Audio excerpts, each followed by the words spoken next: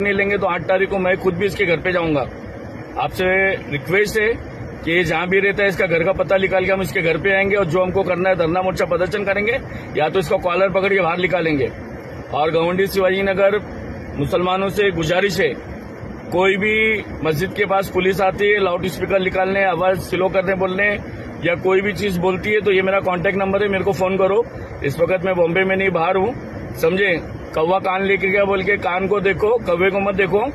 कोई भी आता है कुछ भी बोलता है और हम उसको फॉलो करते। ये हिंदुस्तान है, बम्बई है, महाराष्ट्र है, बाबा साहब अम्बेडकर के संविधान से चलेगा, बीजेपी की तानाशाही हुकूमत से नहीं चलेगा। इस वीडियो को ज्यादा से ज्यादा शेयर करो। इसको तो मैंने फोन लगाया था मगर इसकी कोई सेक्रेटरी उठाई। वापस इससे 12-1 बजे मैं बात करता हूँ। और डरने और दबने की जरूरत नहीं है। ये हिंदुस्तान है ना, बाबा साहब अम्बेडकर के संविधान से चलता है। ऐसे तोतले बोबड़े और हकले से नहीं चलता है, समझे। ये यूपी की राजनीति है, बीजेपी वाले ना यूपी में चला है।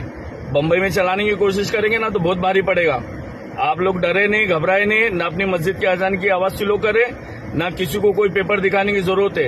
ये जे मुंबईतले अनधिकृत मस्जिद, अनधिकृत भोंगे, 4000 भोंगे अनधिकृत आहेत, त्याच्या विरोधात मी मोहीम गेल्या 1.5 महिना झाला सुरू केली। आता अनधिकृत भोंगे बंद व्हायला लागले। जे लेन जिहादच्या नावाने अनधिकृत मस्जिदनी जी जमिनी ताब्यात घेतल्या ते खाली करायला लागल्या। शनिवारी शिवाजीनगर गोवंडी पोलीस स्टेशनने मला अधिकृत 72 मस्जिदींची नावं घेतली, यादी दिली, ज्याच्यावर भोंगे लागले आहेत। एकेका मस्जिदावर 4 ते 6 भोंगे, एकानेही परमिशन घेतली नाही। त्याच्या विरोधात आम्ही निदर्शनं केली।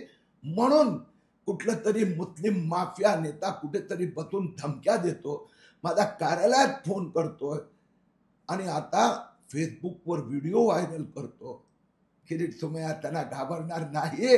या सगळे मुंबईचे 4000 अनधिकृत भोंगे हे खाली येणारच।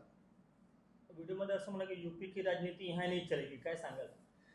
आता आहे की नरेंद्र मोदी आणि अमित शहानी आता वक्फ बोर्ड कायदा मंजूर करून घेतला, राष्ट्रपतीजींनी मान्य केलं।